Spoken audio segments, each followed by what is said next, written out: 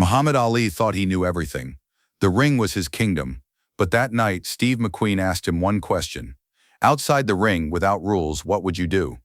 Ali went silent, and that silence changed everything. 1971, Los Angeles. The city was boiling under the shadow of Vietnam. Streets filled with protesters, young people flashing peace signs while police answered with batons. America was torn in half. Hollywood was fighting its own war. The old studio system was crumbling. Golden Age dinosaurs were retiring, making way for a new generation of stars. Marlon Brando, Jack Nicholson, Dustin Hoffman, and Steve McQueen. Bullet, The Thomas Crown Affair, Le Mans. McQueen held the title of America's King of Cool. Those blue eyes, that blonde hair, that famous ice-cold stare. He owned the screen. Women adored him. Men wanted to be him. But very few people knew that when the cameras stopped rolling, this man lived an entirely different life. Every morning he woke at dawn, had his coffee, then trained in martial arts for 2 hours straight. His workouts were brutal. He'd repeat the same movement over and over until it was perfect. His teacher, Bruce Lee himself. McQueen was one of Lee's most talented students. He paid $250 an hour, a fortune back then. But money meant nothing to McQueen. He hadn't just learned Jeet Kune Do's philosophy, he'd internalized it. Be like water, Bruce Lee would say. McQueen applied those words to every part of his life. But that night, the person McQueen would face wasn't Bruce Lee. It was someone much bigger, much louder. And this meeting would change both their lives. Muhammad Ali, world heavyweight boxing champion. The only man who called himself the greatest, and proved it. Float like a butterfly, sting like a bee. Ali wasn't just a boxer. He was a phenomenon, a revolutionary, a symbol. In the ring, he destroyed his opponents. Outside the ring, he challenged the entire system. He'd refused to go to Vietnam. My fight ain't with the Viet Cong, he'd said. No Viet Cong ever called me nugger. Those words cost him his championship belt. His license was revoked. He spent 3 years banned from the ring, but that exile didn't break him. It made him stronger. Ali became a legend, a hero to black youth, a voice for the anti-war movement, an inspiration to anyone who dared challenge authority. In 1971, Ali had returned to the ring after his ban was lifted. In March, he'd lost the fight of the century against Joe Frazier. 15 rounds at Madison Square Garden, lost on points. It was the first defeat of his career, but Ali's spirit wasn't broken. That spirit was unbreakable. Now he burned for revenge. He would fight Frazier again, and this time, he would win. During that time, Ali visited Los Angeles often. He wanted to feel Hollywood's pulse, maybe a film role, maybe new connections, maybe sponsorship deals. Ali was always thinking about his next move. His ring intelligence worked outside the ring too. On one of those visits through a mutual acquaintance, he received an interesting invitation to Bruce Lee's private training studio. Lee was one of Hollywood's most mysterious figures back then. He was known for playing Kato in The Green Hornet, but he hadn't made his big films yet. Enter the Dragon was still 3 years away. Still, his reputation spread by word of mouth. This Chinese guy is unbelievable, everyone said. You won't believe it until you see it. Celebrities flocked to Lee. Steve McQueen, James Coburn, Kareem Abdul-Jabbar, Roman Polanski. All of them were Lee's students. All of them were captivated by his philosophy. Ali was curious. What was this guy that everyone was chasing after? World champions in their own fields, Oscar-winning actors, NBA stars, all bowing before this man. He had to see for himself. That evening, he arrived at a modest building near Chinatown. From the outside, it looked like an ordinary warehouse. No sign, just a door and a dim light. Bruce Lee himself opened the door. Short, muscular, silent like a cat. Champ, Lee said, bowing slightly. His smile was warm, but his eyes were sharp. Welcome. Ali stepped inside and stopped. The studio was small but packed with equipment. Heavy bags hung from the ceiling. A wooden dummy in one corner for Wing Chun training. Mirrors on the walls to see every movement. Mats on the floor. And in the corner, a man jumping rope in silence. Steve McQueen. Ali knew McQueen, of course. He'd seen Bullet, admired that famous car chase scene. The guy looked cool on screen, but now, in a sweaty t-shirt and torn sweatpants, focused expression as he jumped rope, he looked different. He looked dangerous. Bruce Lee introduced Ali to McQueen. They shook hands. Ali's hand was massive, McQueen's smaller but hard. I've seen your movies, Ali said with that famous smile. His voice was loud and confident as always. You know how to drive a car, but fight? For real? McQueen dropped the rope. His face showed no expression. That famous ice-cold stare. His eyes met Ollie's. "I didn't learn to fight for the movies," he said. His voice was low, calm, every word measured. "I learned to survive." Ollie's smile flickered for a moment. This wasn't the Hollywood actor he'd expected. Not spoiled, not arrogant. There was something familiar in his eyes. The look of the streets. Bruce Lee stepped in. "Steve, show us a little." McQueen nodded, walked to the center of the studio, paused for a moment, took a breath, and started moving. Ollie had seen countless opponents in the ring. Heavyweight giants, fast middleweights, every style of boxer. But McQueen's movements were different. This wasn't boxing. There was no familiar pattern. One moment the man shifted right, then suddenly kicked with his left leg, then his hands struck like a snake finding its target. Elbow strikes, knee kicks, choking techniques, all together fluid, without pause. It looked chaotic, but within the chaos there was order, calculated madness. "What is this?" Ollie asked, turning to Bruce Lee, genuine curiosity in his voice. "Jeet Kune Do," Lee said. He smiled with pride.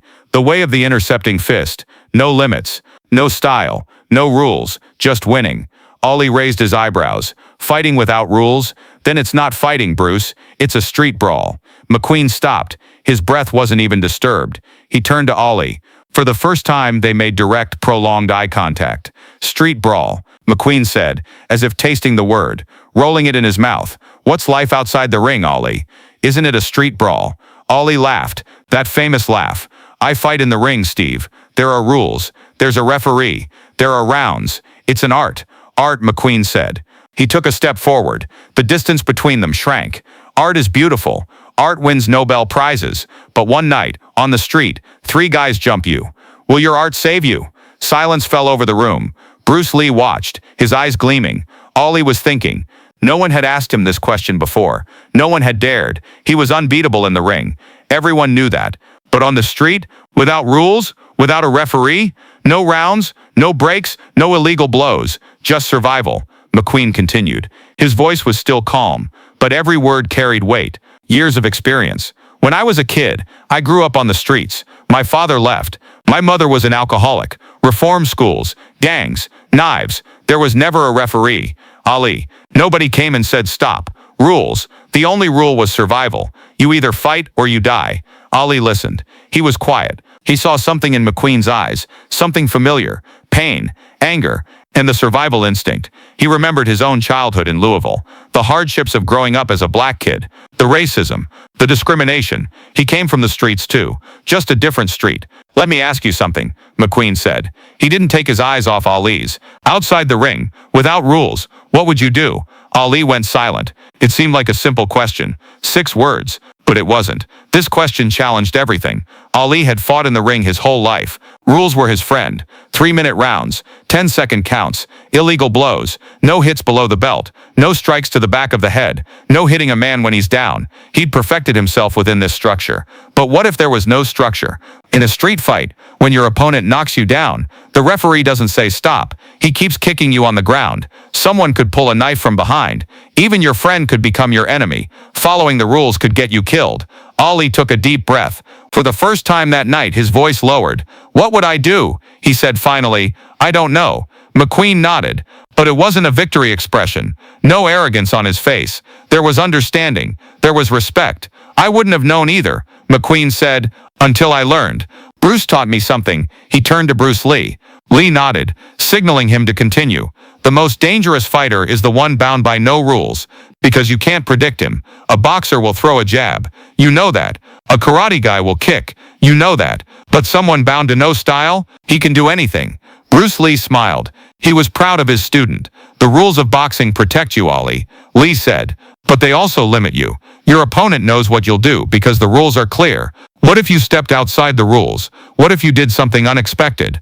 Ali's mind started working. The gears were turning. And that night, his perspective on boxing began to quietly shift. They talked for the rest of the night. Martial arts, philosophy, life. Past midnight, nobody cared. Ali listened to McQueen's story. Every detail. Childhood, abandonment, street gangs, theft, reform school, Marines, and finally, Hollywood. McQueen had built everything from scratch. Nobody gave him anything. He took everything, tooth and nail. "Aren't you the same?" McQueen said, late into the night. a kid from Louisville, black, poor. Nobody gave you a championship belt. You went and took it.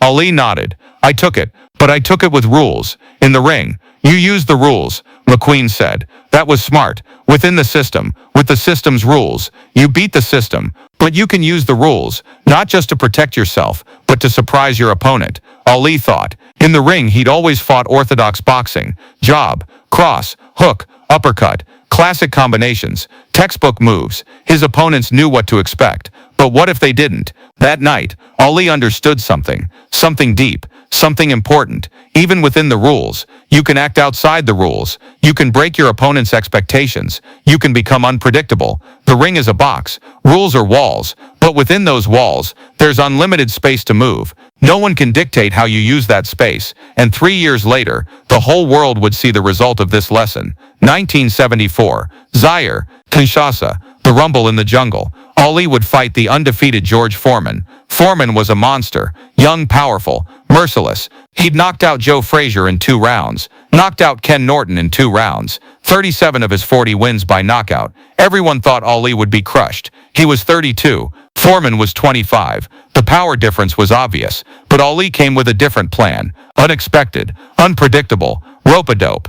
He leaned against the corner of the ring, held onto the ropes, let Foreman's punches land on his body, raised his arms, protected his head, and waited for Foreman to burn through his energy. Everyone was shocked. The crowd, the commentators, even his own corner. This wasn't boxing. This was suicide. What was Ali doing? But Ali knew. Foreman's power wasn't unlimited. Every punch consumed energy, and Ali's chin was made of iron. 5th round, 6th round, 7th round. Foreman was getting tired. His punches were weakening. He was running out of breath. And in the 8th round, Ali attacked. Suddenly, unexpectedly, left jab, right cross. Foreman collapsed to the canvas. The referee counted to 10. Foreman couldn't get up. The world was shocked. Ali had done the impossible. After the fight, reporters asked, "Where did you get this tactic?" Ali smiled. That famous smile. "A friend taught me something. The most dangerous fighter is the one you can't predict." He never said who that friend was. Steve McQueen and Muhammad Ali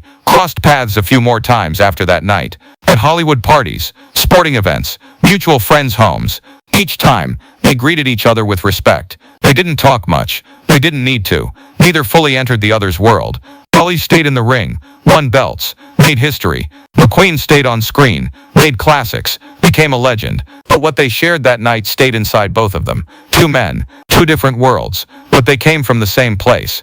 Both had risen from the streets. Both had accomplished what was called impossible. Both had challenged authority. And both knew that real power isn't memorizing the rules. It's knowing when to break them. McQueen left us in 19 lung cancer. He was only 50. Hollywood mourned. Ali passed away in 2016. Parkinson's disease had held him captive for years. But his spirit was never broken. The world mourned.